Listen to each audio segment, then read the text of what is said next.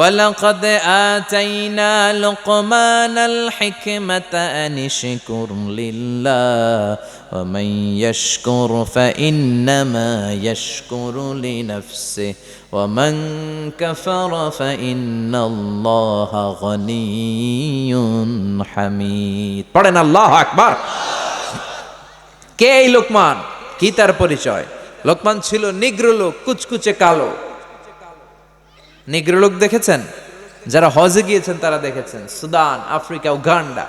আমি দেখেছি 2008 সালে যখন আমি মিশরে যাই, 2007-এ ধর্ম মন্ত্রণালয়ে আমি মিশরের বৃত্তি পরীক্ষায় প্রথম স্থান অধিকার করি। গেলাম, যাওয়ার পরে মিশরে আমাকে নিয়ে যাওয়া হলো সরকারি খরচে। আমি 5 বছর পৃথিবীর সবচেয়ে বড়, the oldest and the biggest Islamic university ever in the world, সেখানে আমি কোরআনিক সায়েন্স ডিপার্টমেন্ট থেকে ব্যাচেলর করেছি, অনার্স করেছি। তো ওখানে students of more than 100 nationalities use to study dwell in the same place. 104টারও বেশি দেশের ছাত্র আমরা একসাথে এক জায়গায় পড়তাম।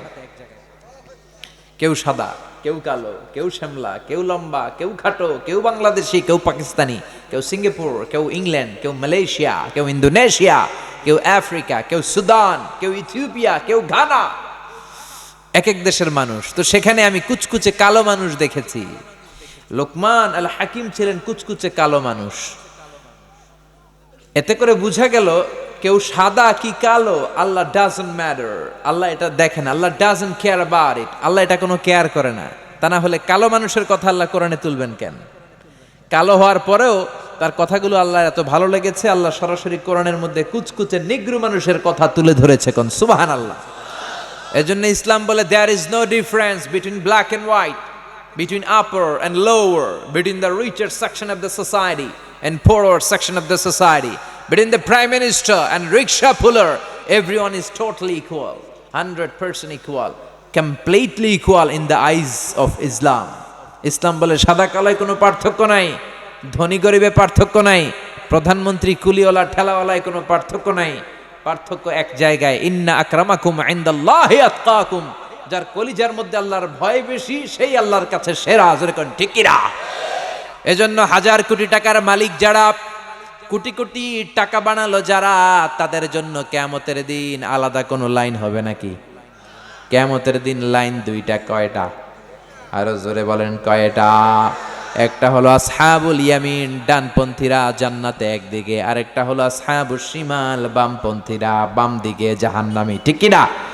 এছাড়া কোনো লাইন নাই। এজন্য হাজার কোটি টাকার মালিক দেখলে মনে করেন না অনেক সুখে আছে, সুখ নাও থাকতে পারে। সুখ দেওয়ার মালিক কে? কুড়ে ঘরে থেকে রিক্সা চালিয়ে অল্প খেয়ে অল্প পড়ে অল্প জমিয়েও সুখ হতে পারে। সুখ দিতে পারেন একজন, তিনি কে? অনেক টাকা হলে বাড়ি বানানো যায়, গাড়ি বানানো যায়, কিন্তু শান্তি কিনা যায় না।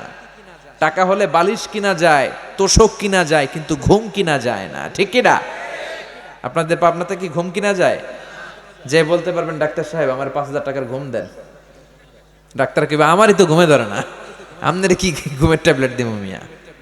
তো এই জন্য টাকার মালিক হলেই যে শান্তিতে আছে এটা নাও হতে পারে। বরং বেশি টাকার মালিক যারা, কালো টাকার পাহাড় বানিয়েছে যারা, তাদের মধ্যে অশান্তি, ঘরে শান্তি নাই, ফ্যামিলিতে সুখ নাই, কিচ্ছু খাইতে পারে না।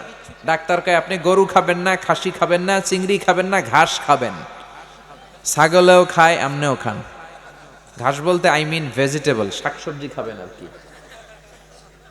যারা বেশি ধনী ডাক্তার এদেরকে প্রেসক্রিপশনে ভেজিটেবল প্রেসক্রাইব করে দেয়, ভেজিটেবল খাবেন, স্লিম থাকবেন, তা না হলে হার্টের ব্লকেজ পড়ে যাবে, আর্টারি বন্ধ হয়ে যাবে, এনজিওগ্রাম এনজিওপ্লাস্টি করার জন্য আবার সিঙ্গাপুরে পাঠানো লাগবে। ঠিক কিনা?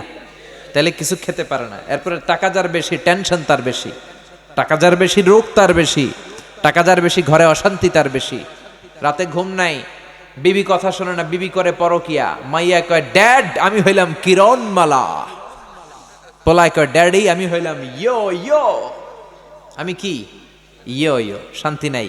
কিন্তু রিক্সাওয়ালা, কুলিওয়ালা, ঠেলাওয়ালার কোনো টেনশন আছে? কোনো রোগ আছে? খাওয়া দাওয়ায় কোনো বাস বিচার আছে? রিক্সাওয়ালা গরু খাইতে পারে, খাসি খাইতে পারে, চিংড়ি খাইতে পারে। রিক্সাওয়ালা কোনো বিয়ার দাওয়াত পাইলে কয় আজকে খাইয়া কোপাইয়া কোপা শামসু করে দেবো একেবারে। ঠিক কিনা? ঘুমের সমস্যা নাই, ওর যেখানে রাইত ওইখানেই কথা বলেন। রিক্সাওয়ালার যেখানে রাইত ওইখানেই, ওর বিছানায় মাথা লাগতে দেরি, ওর নাক ডাকতে দেরি হয় না। ওর নাকের ডাকের আওয়াজে ট্রাকের ইঞ্জিনও ফেল। রিক্সাওয়ালা যখন ঘরে যায়, শান্তি আর শান্তি, মসজিদে যায়, ছোট্ট বাচ্চাটারে নিয়ে যায়, আবার ঘরের মধ্যে এসে দেখে বিবিও নামাজ পড়ে, বিবিও জিকির করে। কার? এজন্য শান্তি দেওয়ার মালিক একজন, তিনি কে?